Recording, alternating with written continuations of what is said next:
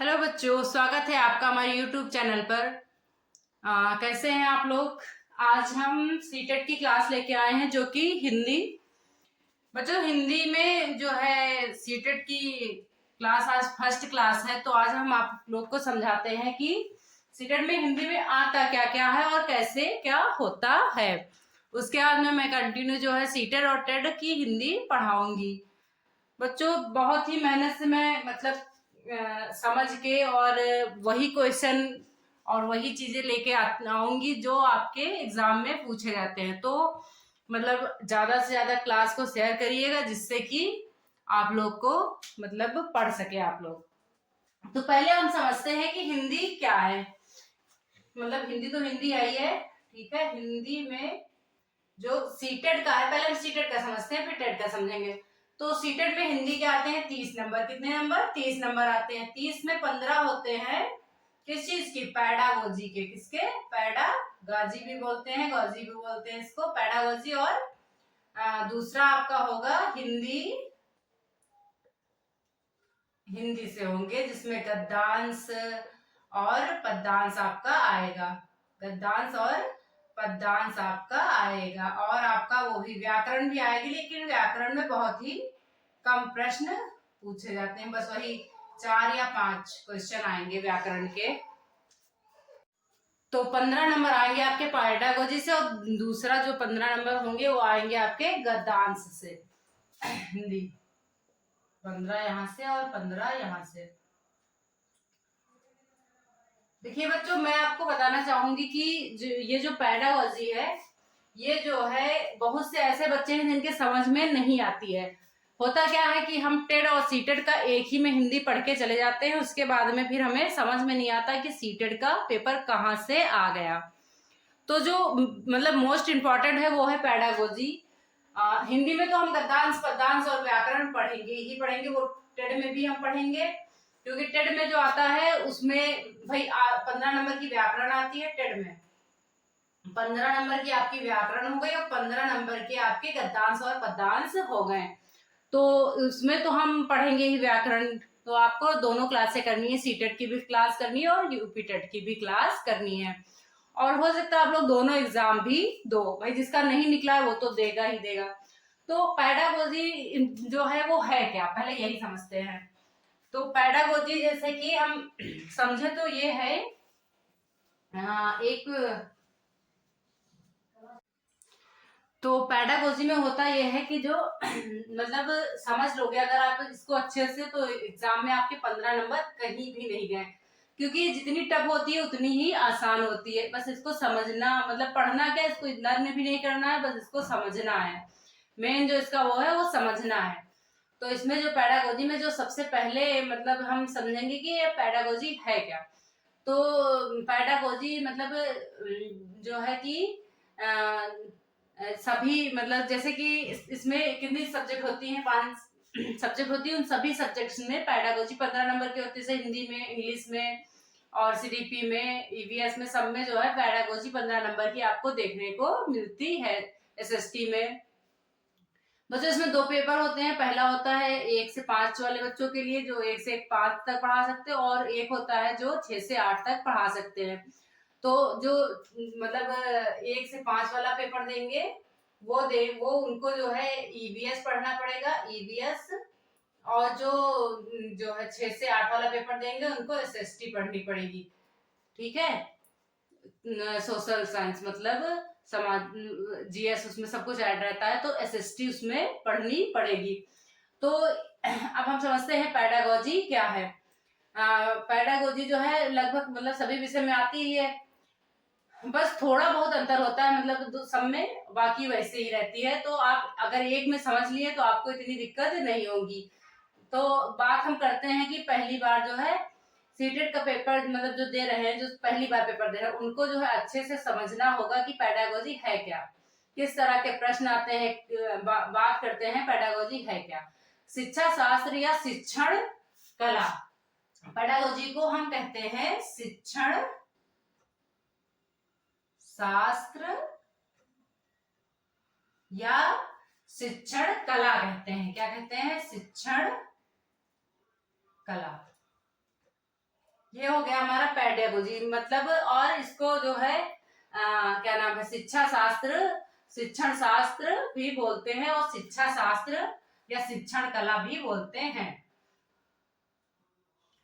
शिक्षण कला नहीं, शिक्षा शास्त्र। तो ये जो है क्या नाम है, इसमें क्या होता है पेडागोजी में, पेडागोजी में जो मतलब पढ़ाने का हमारे तरीका है उसको समझाया जाता है कि हम वह आसान से आसान भाषा जो कि बच्चों के समझ में आ जाए, उसका हम यहाँ पे मतलब पेडागोजी के द्वारा उस चीज का यूज करते हैं। शिक्षण शास्त्र के द्वारा मतलब अपनी शिक्षण कला को इतने मतलब अच्छे तरीके से बच्चों तक पहुंचाना कि उनकी समझ में आ जाए, यही है पेडागोजी। जो मतलब एक जैसे कि किसी भी प्रक्रिया को हम समझे और उसको प्रभावी ढंग से मतलब पढ़ाने की जो रणनीति होती है वही हमारी जो है क्या होती है, शिक्षण मतलब कला होती है, शिक्षण कला।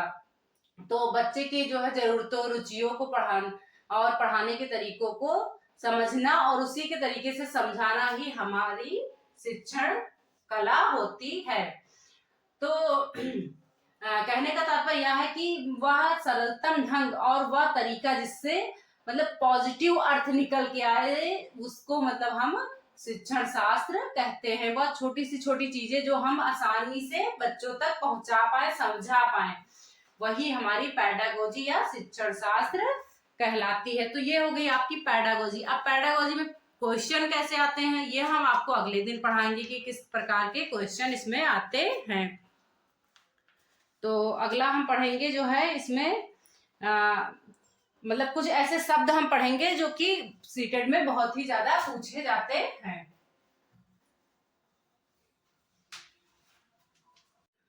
अब हम समझेंगे कुछ शब्द, ऐसे शब्द जो कि मतलब कठिन शब्द हैं, जिनको समझना बहुत ही जरूरी है। ये आपके जो है इसमें बार बार सीटेट के एग्जाम में बार बार देखने को मिलेंगे, जिनको मतलब ये कुछ ऐसे शब्द हैं जिसको परिभाषिक शब्द या जिसको हम क्या नाम है मतलब कठिन शब्दावली के नाम से भी जानते हैं। जैसे हो गया एक्स्ट्रापोलेटिव लेखन। तो ये एक्स्ट्रापोलेटिव लेखन जो हो गया ये क्या है, मतलब इसका हम कह सकते हैं कि किसी भी कहानी को सुनकर या उसकी मतलब जैसे हमने किसी की कहानी सुनी, ठीक है, तो अब हम मतलब एक कल्पना करते हैं कि उसकी जगह हम होते तो हम कैसा कार्य करते। तो यहाँ पे कहने का तात्पर्य है कि किसी की कहानी सुन के उसकी जगह खुद को रखना ही क्या होता है, एक्स्ट्रा पोलेटिव लेखन कहलाता है। अब आपका आता है फ्लैश कार्ड। फ्लैश कार्ड में क्या होता है कि ये छोटे छोटे से कार्ड होते हैं जिनको मतलब जो छोटे बच्चे होते हैं उनको पढ़ाने में आसानी होती है।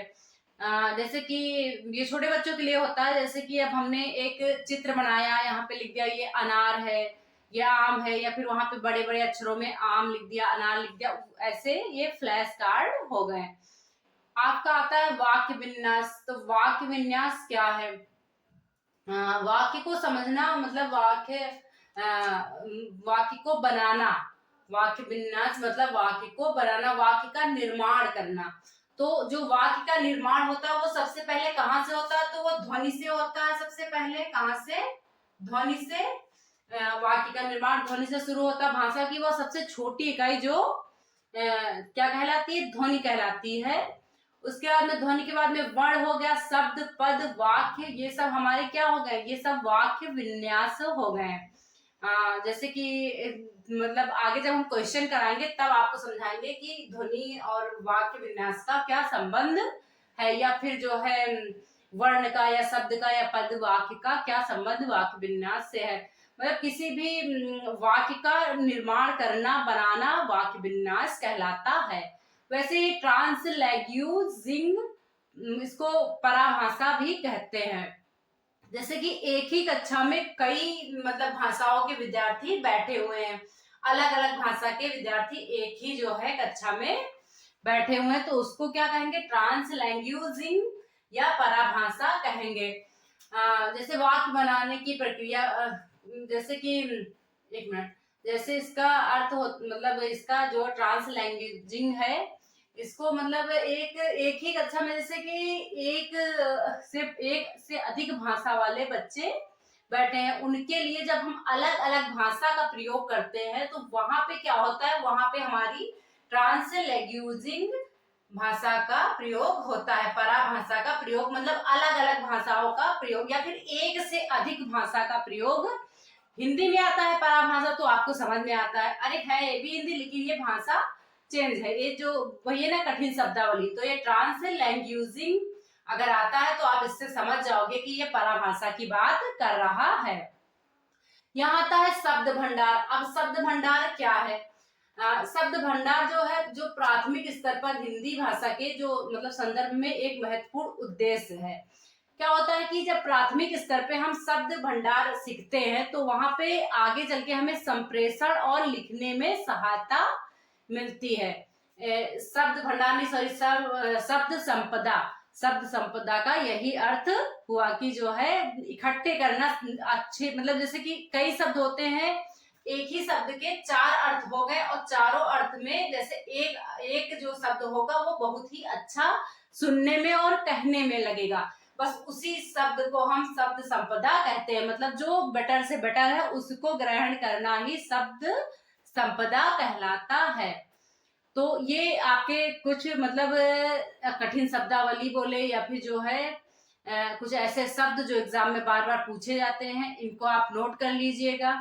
तो बच्चों हमारी क्लास जो है वो मंडे से फ्राइडे होगी और आप लोग जो है ज्यादा से ज्यादा लोग जुड़िए जिससे कि हम अच्छे से क्लास ले पाए। आज मतलब इंट्रोडक्शन ही समझिए आप, मैं अनोखी मैम, सॉरी, और आज से मैं आपकी क्लास पर डे मतलब लूंगी मंडे टू फ्राइडे। बाकी क्लास अच्छी लगी हो तो लाइक शेयर सब्सक्राइब करिए। Thank you.